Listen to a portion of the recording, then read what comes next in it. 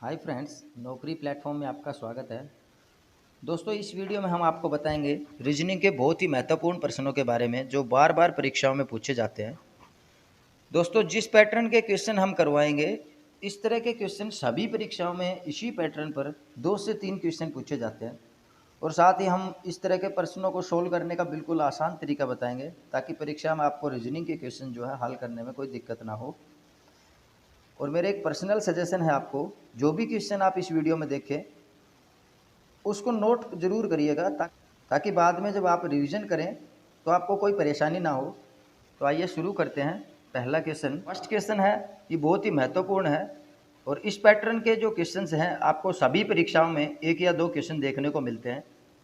जो रीजनिंग शुरू करने से पहले आपको बता देते हैं, इस तरह के प्रश्न करने के लिए आपको सबसे पहले जो अल्फ़ाबेट्स हैं आपके 26 लेटर्स ABCD EFG, इन सभी के जो नंबर्स हैं उनको याद करना है आपको अच्छे से। जैसे ए जो है वो पहले नंबर पे आता है, बी दूसरा, सी तीसरा, डी चौथा, ई पांचवा। इस तरीके से आपको अच्छे से जो है सभी नंबर्स को अच्छे से याद करना है। सभी अल्फ़ाबेट्स के जो जो नंबर आपके आने हैं उनको अच्छे से ध्यान से याद करना है। और एक बार तो बिल्कुल सीधे तरीके से असेंडिंग ऑर्डर में, एक बार जो है डिसेंडिंग ऑर्डर में, जैसे आपका Z, Y, X, W, इस तरीके से उल्टे तरीके से करना है। जैसे Z जो है 26 नंबर पे आता है, Y 25 नंबर पे आता है, X 24 पे आता है, W 23 पे आता है। इस प्रकार से उल्टे क्रम में करना है आपको एक बार याद, और एक बार बढ़ते हुए क्रम में, जैसे कि 1 2 3 ऐसे ABCDEFG। तो आइए शुरू करते हैं। यदि COW को 41 लिखा जाता है और GOAT को 43 लिखा जाता है तो DOG को क्या लिखेंगे? और इसके लिए आपके 4 ऑप्शंस भी दिए हैं। जो COW है इसको देखते हैं पहले। C आपके तीसरे नंबर पे आता है, O जो है 15वें नंबर पर आता है, W जो है 23वें नंबर पे आता है अल्फ़ाबेट्स में, असेंडिंग ऑर्डर में।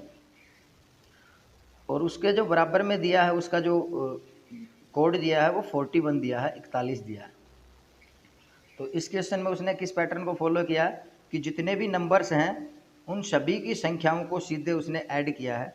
जैसे C 3 पे आता है तो 3 + 15 + 23 = 41, 3 15 18, 18 और 23 41। तो जो आपका कोड आया वो भी 41 है। तो इसने सीधे जो है इनके जो नंबर हैं उनको जोड़ के और जो संख्या आई उसको कोड के रूप में जहाँ लिख दिया। अगली टर्म में देखते हैं GOAT।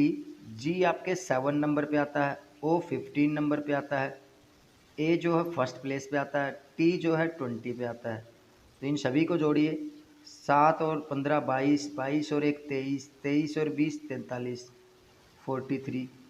तो उसने जो कोड दिया है वो भी है 43।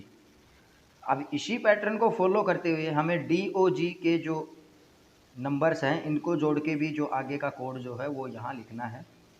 D आ गया आपका 4th नंबर पर, O 15 और G आपका 7 पर। तो 4 और 15 19, 19 और 7 जो है आपका 26। तो यहाँ जो कोड आना चाहिए वो आना चाहिए 26 इस पैटर्न के हिसाब से। और हमें जो पैटर्न फॉलो करना है वो बिल्कुल इसी तरीके से करना है, इसी पैटर्न पे हमें जो है क्वेश्चंस को सोल्व करना है। तो जो 26 है वो मिलेगा आपके ऑप्शन डी में। तो आपका राइट आंसर होना चाहिए ऑप्शन डी, 26। नेक्स्ट क्वेश्चन, श्रृंखला पूर्ण करें। जो सीरीज दी है उसको आपको पूरा करना है। ZYX एक टर्म दी है, दूसरी है WVU दूसरी टर्म है, और तीसरी टर्म के जो 3 लेटर्स हैं वो हमें यहाँ लिखने हैं, और लास्ट टर्म दी है QPO। इस प्रकार के प्रश्नों को आप डायरेक्ट अल्फ़ाबेट से भी कर सकते हैं। एक बार नंबर से समझने की कोशिश करते हैं। जो Z है वो आपके 26 नंबर पे आता है, Y 25 पर, और जो X है वो 24 पर, W 23, V 22, U 21। अब इस पैटर्न को एक बार यहीं तक समझने की कोशिश करते हैं। कि 26 के बाद 25, फिर 24, 23, 22, 21। तो हमें पता है कि जो डिक्रीज ऑर्डर में जो है इन्होंने लिखा है, तो यहाँ जो 3 टर्म आनी चाहिए वो होनी चाहिए 20, 19 और 18। क्या आगे भी फॉलो करिए 18 के बाद में, इसको भी चेक करना है ज़रूर। तो 18 के बाद आने चाहिए आपके 17, 16, 15। जो Q है वो 17 नंबर पे आता है, 16 नंबर पे P आता है और O जो है 15 नंबर पे आता है। तो ये जो कंडीशन है ये इसको फॉलो कर रही है। तो हमारा जो राइट आंसर होना चाहिए ये 26, 25, 24, 23, 22, 21, इसके बाद 20, 19 और 18 नंबर पे जो भी अल्फ़ाबेट्स आते हैं वो हमारा आंसर होना चाहिए। तो जो 20 पे आता है वो T है, और 19 पे जो है S, और 18 पे R। तो हमारा आंसर होना चाहिए TSR। TSR जो है वो आपके ऑप्शन सी में मिलेगा। TSR आपका राइट आंसर है, ऑप्शन सी TSR। कई बार आपको परीक्षा में जो ऑप्शंस हैं वो इस तरीके से भी देखने को मिल सकते हैं, जैसे इसकी जगह मिल जाएगा आपको ये RTS दे दिया इसने, STR दे दिया। तो आपको इस तरीके से मिल सकता है कि जो R है वो पहले लिख दिया, S यही रख दिया, जो T है उसको लास्ट में दे दिया। तो जल्दी जल्दी में परीक्षा के जो प्रेशर के कारण जो है आप इसको गलत कर सकते हैं, जैसे 18 पहले लिख दिया, फिर 19 तो यही रह गया, 20 जो है ये लास्ट में दे दिया। तो आप इसको TSR एक बार तो सोल्व करने के बाद TSR निकाल लेंगे, बट जो है वहाँ क्वेश्चन में पुट करते समय जो है RTS जो है आपको फर्स्ट ऑप्शन में मिल सकता है, उसको टिक कर देंगे। तो इसको अच्छे से ध्यान से देखना है, और जो TSR इसी फॉर्म में जो है आपको आंसर देना है, ना कि इस फॉर्म में, ये आपका गलत हो जाएगा। आपका सही आंसर होगा TSR जो कि ऑप्शन सी में है। नेक्स्ट क्वेश्चन, रिक्त स्थान को भरें। जो खाली स्थान या जो क्वेश्चन मार्क दिया है उसकी जगह जो 3 वर्ड्स की जो टर्म है वो क्या आएगी, इसको पूरा करना है। आपका क्वेश्चन है BEHDGJ और लास्ट टर्म है HKN। तो जो उसी पैटर्न से फॉलो करते हैं। अल्फ़ाबेट्स के क्वेश्चन को कोशिश कीजिए कि ज़्यादातर जो नंबरिंग से सोल्व करने की कोशिश करें आप। फिर अगर किसी क्वेश्चन में जो नंबरिंग का पैटर्न नहीं लगता है या जो बिल्कुल टिपिकल हो सकता है, उसके लिए आपको जो नेक्स्ट क्वेश्चन आएंगे उसमें बताते रहेंगे। जो बी है आपका वो 2 नंबर पे आता है, ई 5 नंबर पे आता है, और जो एच है वो 8 नंबर पे आता है। ये पहली टर्म का जो है नंबरिंग कर दिया हमने। इसमें डी जी जे ये 4, जी 7 और जे 10। अब लास्ट टर्म जो ये थर्ड टर्म है ये हमें निकालनी है। लास्ट टर्म क्या दिया इसने, H8, K11 और N जो है 14। तो अब इसने कौन पैटर्न क्या फॉलो किया है, जो सभी जो वर्ड्स दिए हैं 2, 5, 8, 4, 7, 10, 8, 11, 14, इन सभी में जो है 3-3 वर्ड्स का गैप है। 3 ऐड किया, 2 + 3, 2 और 3 5, 5 और 3 8। अब दूसरी टर्म में देखिए 4 और 3 7, 7 और 3 10। लास्ट टर्म में देखिए 8 और 3 11, 11 और 3 14। इतना कंफर्म है कि जो हमारा आंसर आएगा उसमें जो 3 टर्म्स होंगी सभी में जो है 3-3 का गैप होगा, यानी कि +3 जो है इनमें ऐड होगा। अगर यहाँ कुछ भी आता है तो उसमें 3 जोड़ के ये आएगा, अगर उसमें कुछ भी आता है तो इसमें 3 जोड़ने के बाद ये आएगा। इतना क्लियर है कि जो हमारा क्वेश्चन का पैटर्न है उसमें जो भी अल्फ़ाबेट्स हैं उन सभी के बीच में 3 जो वर्ड्स है पहले वाले टर्म्स में 3 ऐड करके नेक्स्ट टर्म जो है निकाली गई है।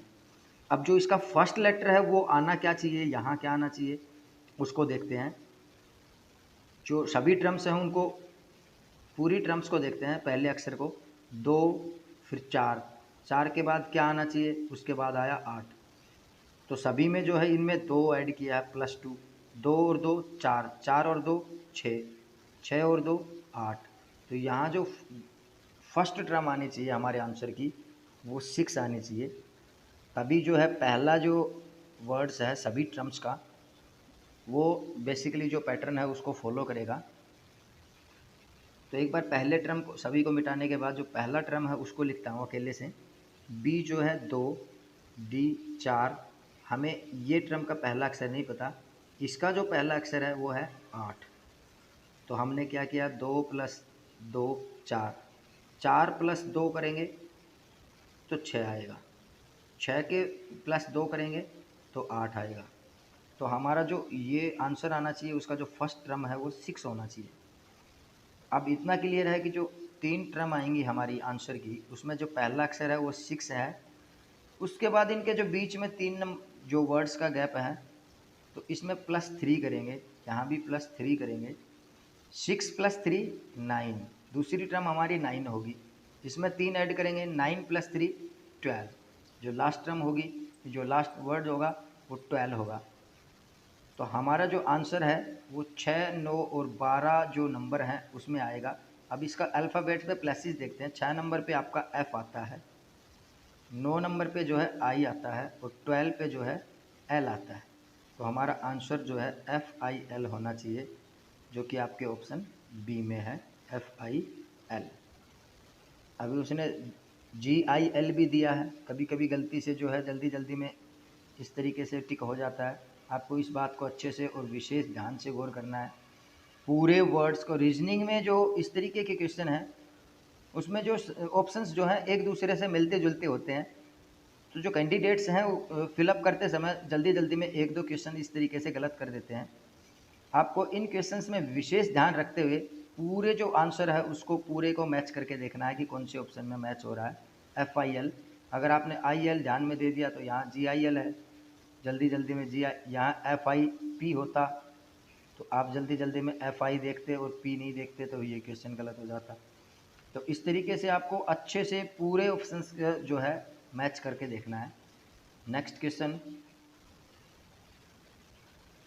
रिक्त स्थान को भरें, जो खाली स्थान है उसको भरना है। EHY पहली टर्म है, दूसरी GJW तीसरी टर्म हमें पता करनी है, चौथी टर्म है KNS। तो वही अल्फ़ाबेट से इनकी काउंटिंग नंबरिंग करते हैं। E जो है 5, H 8, Y 25, G 7, J 10, W 23, K 11 पे, N 14 और S 19। अब सबसे पहले तो हम इनके जो फर्स्ट लेटर हैं उनको देखते हैं कि यहाँ जो टर्म है ये हमारी गायब है। 5 से इसने किया 7 + 2 किया है, कभी -2 भी कर सकता है या मल्टीप्लाई 2 भी कर सकता है, डिवाइड बाई 2 भी कर सकता है। हमें जो है एक बार सरसरी तौर पे प्लस से शुरू करना है हमारे क्वेश्चन को। तो 5 और 2 7, 7 और 2 पहली टर्म में 9 होना चाहिए, 9 और 2 11। तो ये पैटर्न बिल्कुल फॉलो कर रहा है। हो सकता है यहाँ -2 भी हो या 5 है या 3 हो, तो 5 - 3 और 5 - 2 3, या फिर हो आपका 1 तो 3 - 2 1, यहाँ हो आपका -1 तो 1 - 2 -1। इस तरीके से भी आ सकता है, बट ये जो नंबरिंग में माइनस का जो वर्ड है वो तो अल्फ़ाबेट्स में तो आएगा नहीं, वो नंबरिंग में आ सकता है। तो देखते सोल्व करते हैं इसको। जो पहला लेटर है आपका, वो तो आपका जो पहला लेटर है वो आपका +2 हो रहा है। 5 + 2 7, 7 + 2 9, 9 + 2 11। तो ये जो 3 वर्ड्स आएंगे इसमें पहला वर्ड जो है 9 आ रहा है। अब देखते हैं इसमें बीच वाले टर्म्स को। 5 और 3 8, और 8 और 17 ये तो फॉलो नहीं कर रहा है, क्योंकि इसमें 10 और 23 में जो फॉलो नहीं करेगा। पहले इन सेपरेट जो है टर्म्स इनको देखते हैं। 5 + 3 8, 7 + 3 10, 11 + 3 14। जो पहला जो टर्म का जो पहला और जो दूसरा वर्ड है उसमें रिलेशन क्या है कि पहले वाले वर्ड में +3 करके उसने जो दूसरा वर्ड बनाया है, सभी में दूसरा वर्ड जो है पहले वाले वर्ड्स में 3 ऐड करके जो है उसने दूसरा बनाया। इसमें 9 में +3 करेंगे तो आपका बन गया 12। तो ये हमारी 2 टर्म जो है वो क्लियर होगी। अब बीच वाली जो टर्म्स है वो आ गई। अब लास्ट वाली टर्म हमें देखनी है कि जो y है ये 25 है, w 23, ये हमें पता करना है, s जो है 19। अभी तीनों वर्ड्स को सेपरेट काउंट करके देखते हैं। 25 में से 3 माइनस कर दिया, सॉरी -2 कर दिया 25 में से, 25 में से 2 निकाल के 23 कर दिया, 23 में से 2 माइनस करेंगे तो -2 करेंगे तो 21, 21 में से -2 करेंगे तो 19। तो हमारी जो लास्ट टर्म है वो आएगी 21, क्योंकि जो लास्ट टर्म है सभी में से -2 -2 -2 इस तरीके से जो है ये फॉलो कर रही है, यहाँ भी -2 होना चाहिए। तो जो थर्ड टर्म है वो आ गई आपकी 21। अब ये नंबरिंग आ गया 9, 12, 21। अब इसको अल्फ़ाबेटिक फॉर्म में लिखते हैं। जो 9 नंबर पे जो है वो आई आता है, 12 नंबर पे आपका एल आता है और 21 नंबर पे यू आता है।